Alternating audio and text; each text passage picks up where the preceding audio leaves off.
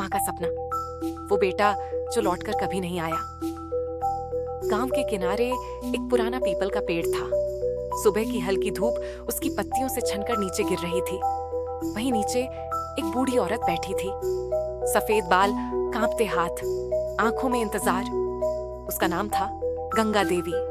हर दिन वो वहीं बैठती और हर गुजरते इंसान से पूछती, बेटा शहर से आए हो क्या? गांव वाले उसे देखकर चुप हो जाते, क्योंकि उन्हें पता था वो किसका इंतजार कर रही है। ये कहानी है एक माँ की, जिसने अपना सब कुछ खोकर एक सपना बनाया। कई साल पहले वही गंगा देवी जवान थी। उसके घर में हंसी गूंजती थी। उसका पति रामनाथ और उसका छोटा बेटा रमेश मिट्टी में खेलता, हंसता, दौड़ता और गंगा देवी उसे देखकर खुश हो जाती। रामनाथ हंसते हुए कहते, देखना गंगा, ये लड़का एक दिन बहुत बड़ा आदमी बनेगा। गंगा देवी मुस्कुराती, बस भगवान इसे खुश रखे। एक दिन रामनाथ खेत में काम कर रहे थे। अचानक उनका पैर फिसला, वो जमीन पर गिर पड़े। गांव वाले दौड़े, उन्हें उठाया, लेकिन जब तक अस्पताल पहुंचे सब खत्म हो चुका था। गंगा देवी जमीन पर बैठी थी। उसके सामने उसके पति की लाश। वो जोर जोर से रो रही थी, तुम मुझे अकेला छोड़कर कैसे जा सकते हो? रमेश छोटा था, वो समझ नहीं पा रहा था। वो बस अपनी माँ को रोते हुए देख रहा था।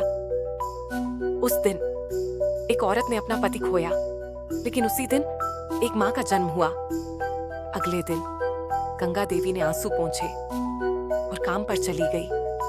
अब वो अकेली थी, लेकिन हार नहीं सकती थी, क्योंकि अब उसकी जिंदगी का एक ही मकसद था, अपने बेटे को बड़ा आदमी बनाना। रमेश अब थोड़ा बड़ा हो गया था।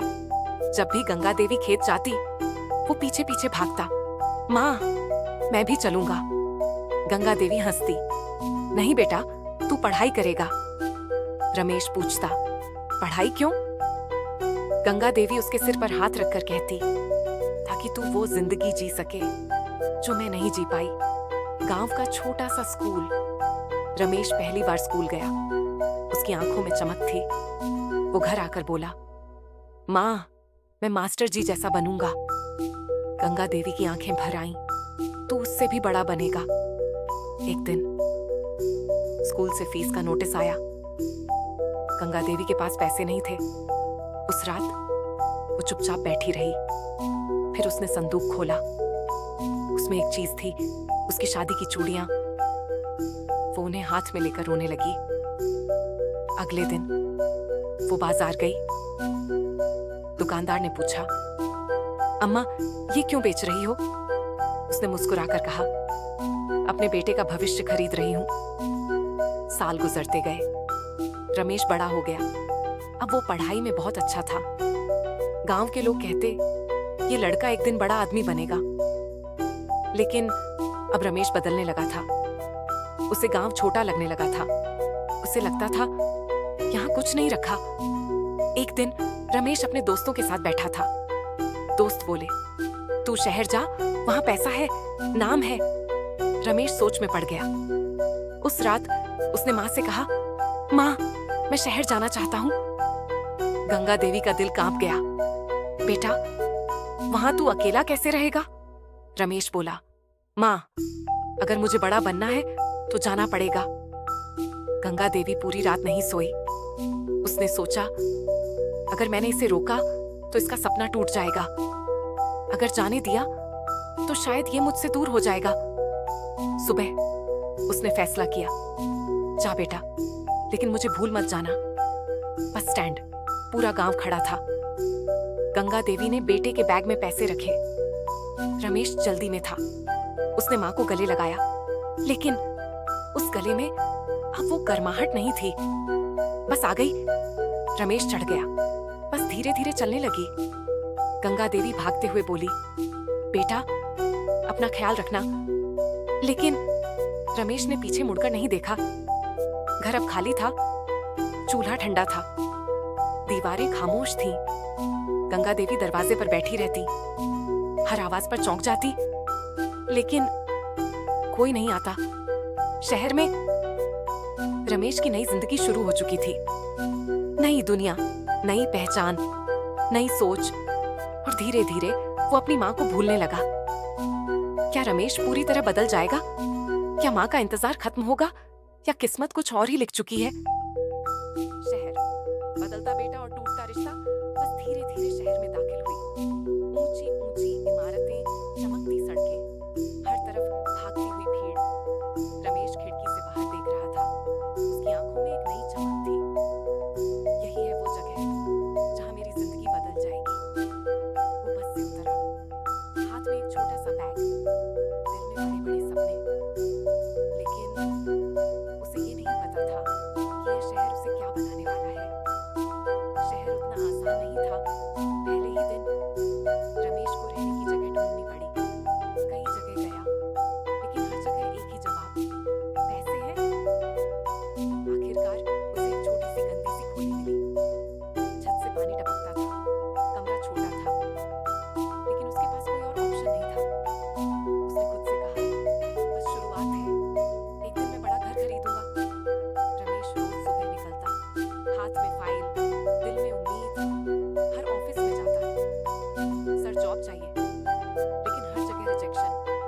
एक्सपीरियंस है, डिग्री है, रेफरेंस है, और हर बार रमेश चुप हो जाता।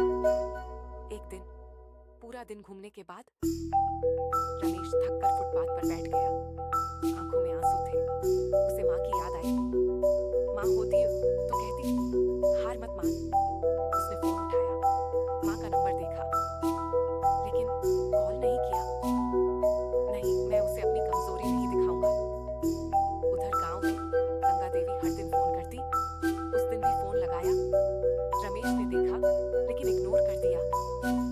कुछ देर बाद उसने खुद कॉल किया। हाँ माँ, बिजी था। गंगा देवी खुश हो गई।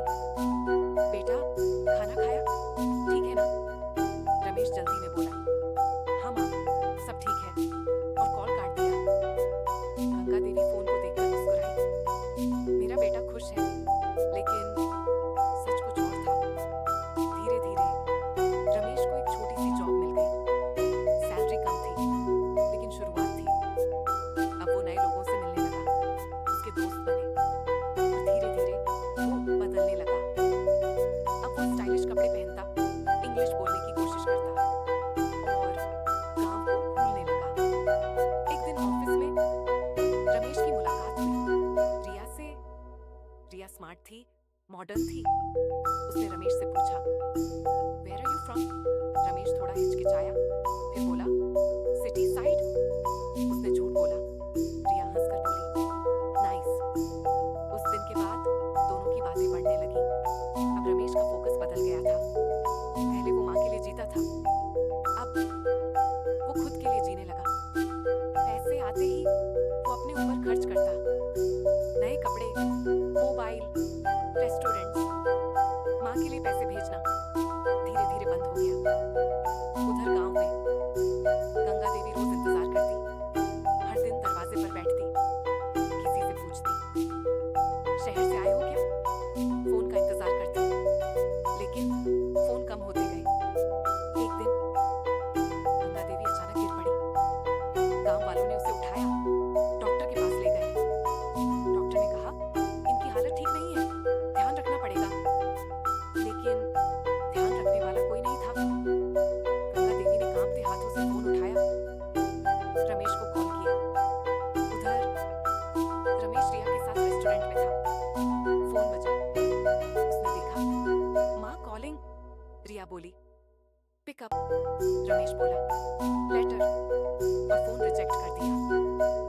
उधर गंगा देवी फोन को देखती रह गई। उसकी आंखों से आंसू गिर पड़े। उसने धीरे से कहा, शायद बेटा बिजी होगा। कुछ दिन बाद रमेश को गांव से कॉल आया, तुरंत आ जाओ। रमेश घबरा गया, क्या हुआ? उधर से आवाज आई, तुम्हारी माँ। फोन हाथ से गिर गया। रमेश की सांस रुक गई। क्या हुआ गंगा देवी को? क्या रमेश समय पर पहुंच पाएगा, या बहुत देर हो चुकी है?